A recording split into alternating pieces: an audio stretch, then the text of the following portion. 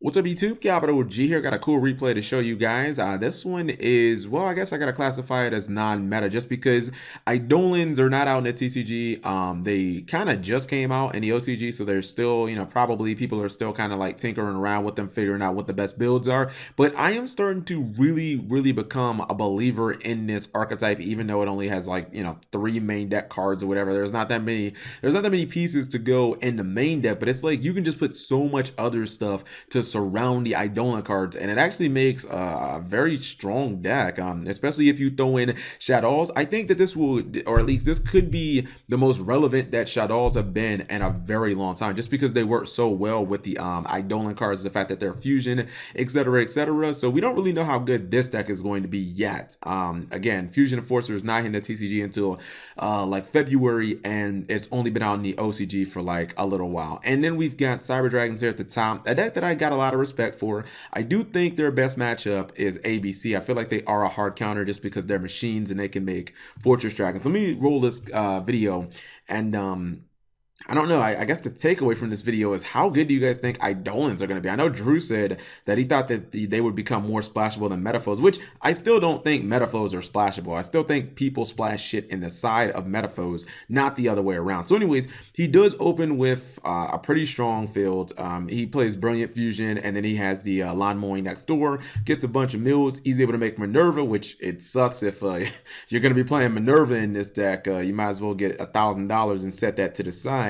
And then he just kind of starts going for some really cool fusion plays. He's gonna make Shikanaga, which is just a really great stun card, and he gets Hedgehog, so that's really strong as well. And then he's able to make Merkaba. And let me just pause right quick. Like, this would be considered an excellent turn one play, guys. Like, if you're just looking at this board, you have 14 cards in the graveyard. I mean, he didn't get like a Fairy Tale in the graveyard, which would have made it a little better because it would have been like another defensive card. But if you look at this, right, he has Shikanaga, which can basically be a Divine Wrath of sorts. He has Merkaba, which can negate another monster effect. He doesn't have any spells, so this is kind of susceptible to Regeki. And then he does have the Minerva, which, if it gets blown up, she might potentially blow some stuff up on your opponent's side of the field. Like, this is a very strong field. I guess that's what I'm saying. And he actually has double Merkaba. I didn't even see that. But he immediately, I'm not going to lie, he just fucking got cucked there. Like, that is just getting what, that's like somebody just pulling their dick out and just slapping you in the face. Like, you make that amazing field, your opponent summons Cyber Dragon and just like contacts with everything because oops, they're all machines, so get fucking cooked. Like, that's unfortunate. Now, he is able to recover his Shadow Fusion, which is pretty good, but in general, he did get kind of fucked there. He's gonna get his Trick Clown back, which is, I guess, fine. He doesn't lose his board completely, but actually, no, I'm sorry. I forgot that Core has 400 attack, so he actually does lose his board completely. For some reason, I was thinking that Core only had 0 attack.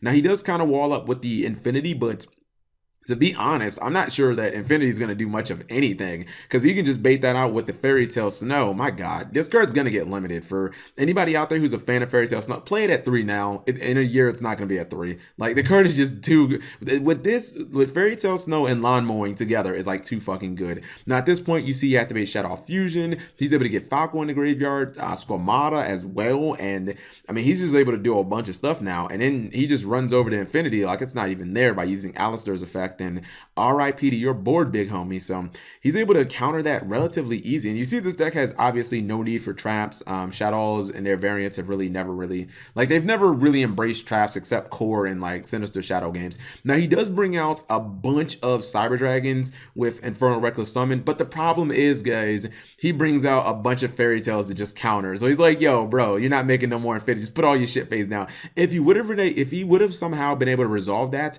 possibly he could have won this game. Maybe he could have done like a really big punch, but not gonna happen. He brings out Utopia the Lightning, and I think he's gonna go into another Merkaba. Yeah, he does.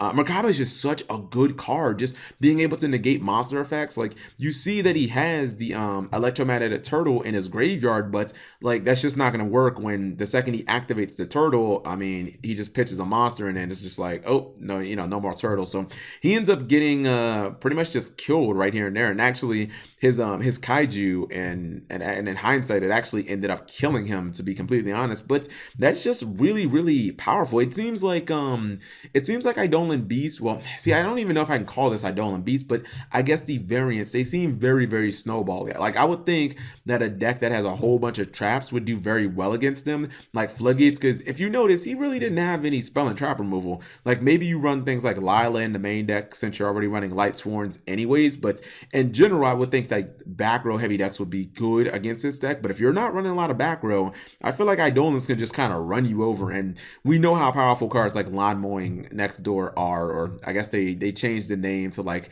The Grass is Great. It's stupid. The OCG name is like way better. So anyways, guys, I really haven't had that many Eidolon replays, but I thought this was a pretty good display of kind of like how the deck can operate. So if you guys enjoyed the video, give it a thumbs up and subscribe if you have not already.